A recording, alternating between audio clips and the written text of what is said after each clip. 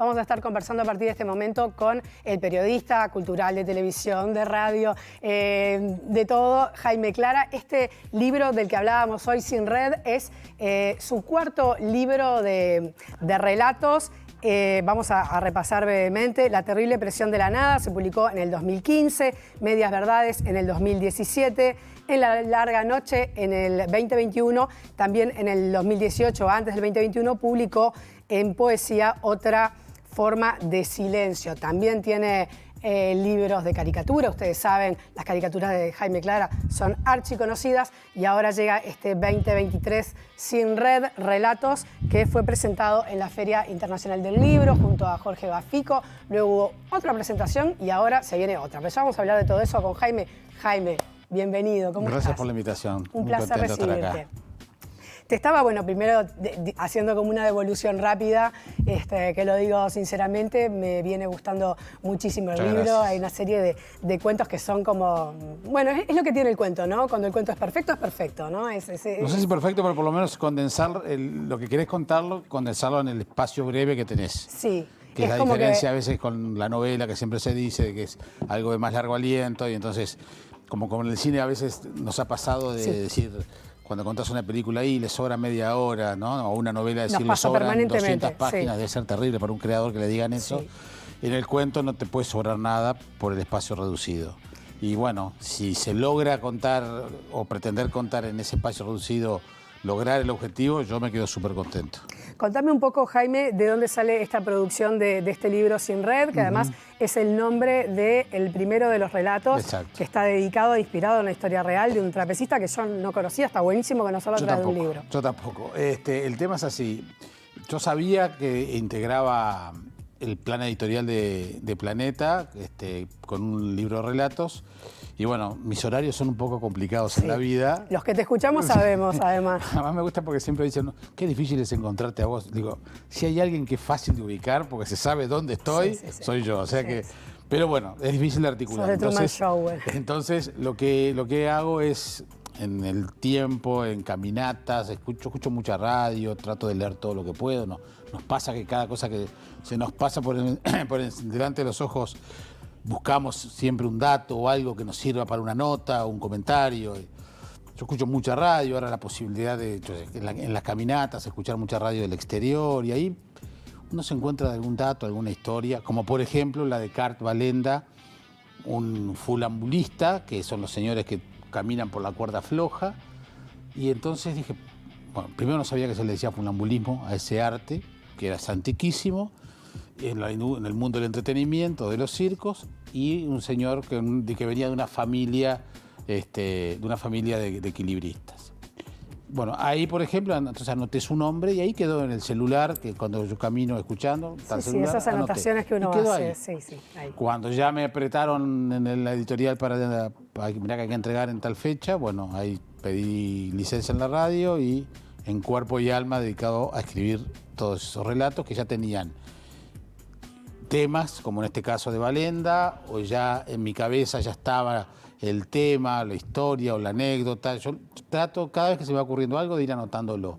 Y a partir de ahí, entonces, va surgiendo las historias, después es llevarla al papel, dejarlas un tiempito, una semana, 2 semanas, para ver cómo se sostiene ese relato. Creo que es importante tomarle un poquito de perspectiva, como si fuera en un dibujo, también lo mismo, después que lo dibujás, tomar un poquito de distancia, a ver si se sostiene solo. Y después toma vida propia, se arma el libro y ya viene una editora con la cual trabajamos muy bien, en este caso Camila Guillot, y ahí sale el libro, modificas títulos, le das un orden a los cuentos. No es casualidad que el libro se llame Sin Red y tenga esa ilustración de Emilio Bolinches, y además sea el primer cuento, en fin.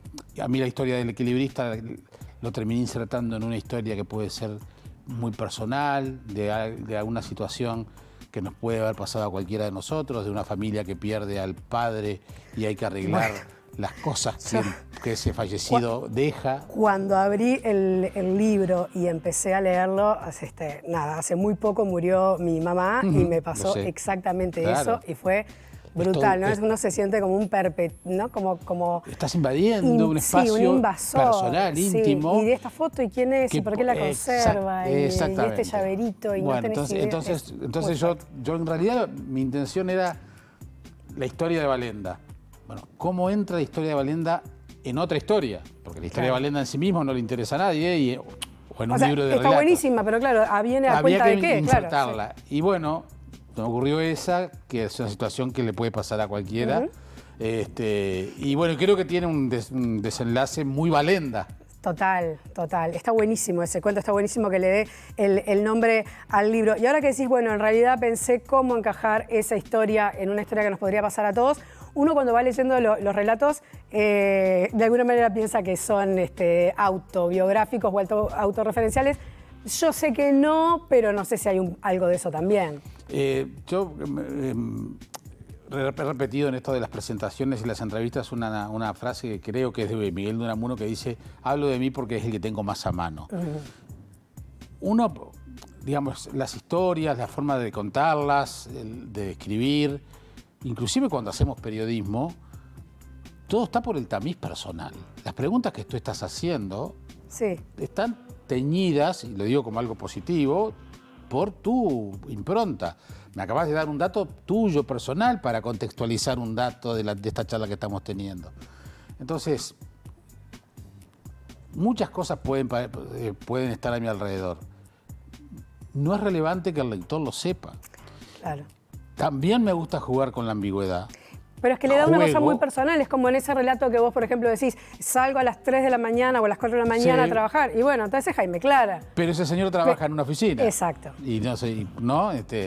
Entonces, pero hay muchas reflexiones que capaz que yo, Jaime Clara, las puedo reflexionar sobre el tema de la seguridad, con quién me cruzo a las 3 de la mañana cuando salgo de casa.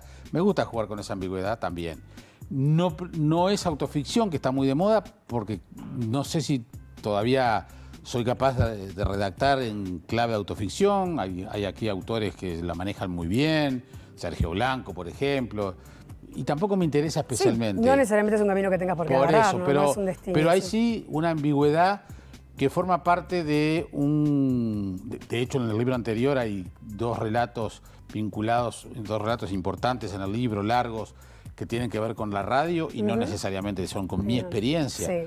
Entonces, pero sí me parece que forma parte en este libro de esa cosa media fantástica o fantasiosa, porque hay algunos de los cuentos donde transito en el tiempo, donde un periodista, no soy yo, un periodista de diario, yo nunca trabajé en diario, hace un viaje que termina siendo en el tiempo, y en ese que mencionabas de la llave, pasan cosas que me pudieron haber pasado a mí, pero no, capaz que no importa. Creo que es un dato, no es un dato bueno, relevante. también me pasó eso con el cuento de Tobías, ¿no? Tobías. Bueno, que es, en un complejo de viviendas, que puede ser, en San José. Bueno, ahí yo lo describo, ahí el complejo de viviendas es el complejo de viviendas donde yo me crié, en la Plaza 4 de Octubre de San José, porque además menciono la plaza y todo, y la barra de amigos.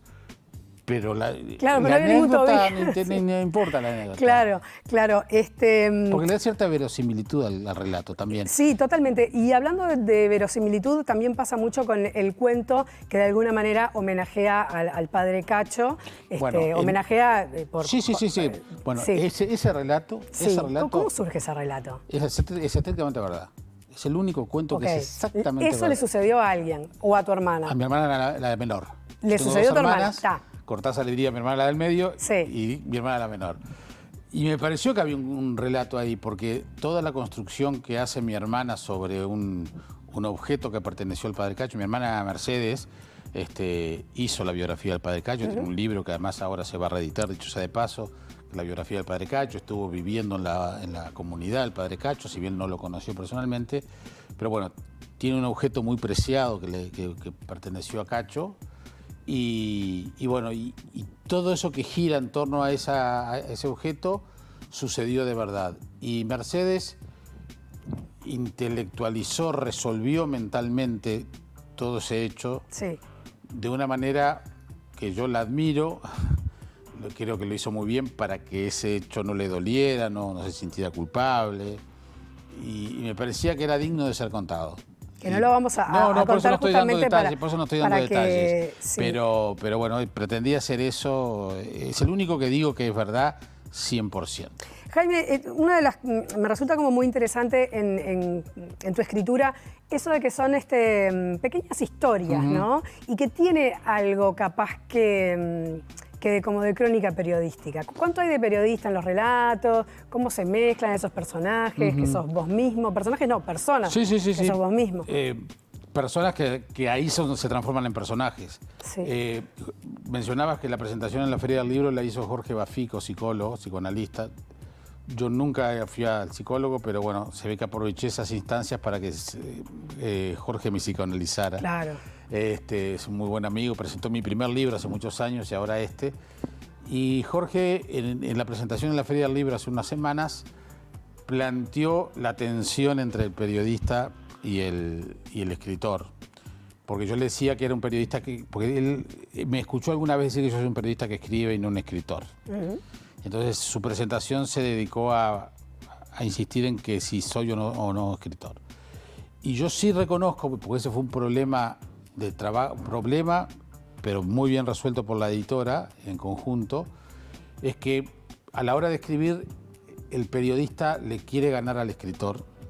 Y entonces empieza, por ejemplo, el primer cuento, el de Cart Valenda, lo llenaba de una cantidad de datos para completar la historia del tipo, que no es un tipo conocido para nada, y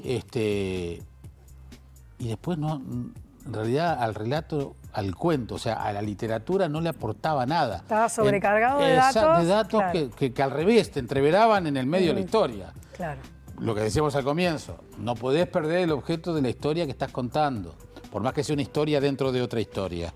Entonces, Piglia era el que mencionaba un cuento dentro del otro. Entonces, tratando de respetar eso, después vino la editora y podó mucha cosa con toda razón. Entonces yo reconozco que sí, que siempre hay descripciones, y aunque no sean relatos, aunque quiera contar una historia inventada, como ponele la del gato, que no sé si es inventada o no, y no importa, pero a veces entras a dar una cantidad de datos que pueden no ser relevantes para el objetivo final. Pues hay escritores que al revés son tan barrocos que la gracia de ellos es llenarte de datos y eso te termina capaz que mareando un poco a propósito. Pero te aseguro que es un momento de tensión permanente del periodista, sobre todo además también por lo de la verosimilitud. En el viaje de ese periodista en el tiempo también hay mucho dato. Y yo procuré que, por más que sea un viaje en el tiempo, que es fantástico para empezar, igual lo que se cuente sea lo más verosímil posible. Que los datos que están allí en la peripecia de ese periodista en el pasado sean reales. Claro, y tenga una lógica interna. Exacto, porque para mí sería muy fácil agarrar y Jaime, ¿quién es este escritor, cuentista que de alguna manera es tu, tu referente? Quiroga. Sin dudarlo. Y Cortázar. Justo, mira, esta semana en el blog Delicatessen, que estoy haciendo con Alba Sueiras, escribí una nota o reciclé una nota vinculada a los mejores cuentos del mundo, Y ahí hice mi propia lista. Y ese es mucho, Quiroga, Cortázar, Borges, Mario Arregui, Hugo Fontana, en fin, muchos. Entonces, pero si tengo que nombrar a uno, voy a nombrar a dos. Son Quiroga y Cortázar en ese orden. Estoy de acuerdo contigo, Jaime. Hay una presentación más. Hay una más. A ver. Es el sábado que viene, en Las Piedras. El 25. El 25, en el Centro Cultural Miguel Ángel Pareja, a las 6:30 o 7 de la tarde. Va a haber ahí ya un par de amigos del centro que van a estar presentando. Uno de ellos es Ignacio El Curi. Buenísimo. Presentando el libro. Y bueno, está teniendo vida propia y eso me tiene muy, muy contento realmente. Te felicito, Jaime. Gracias. La verdad me gustó mucho. Gracias por la venir. invitación, por favor.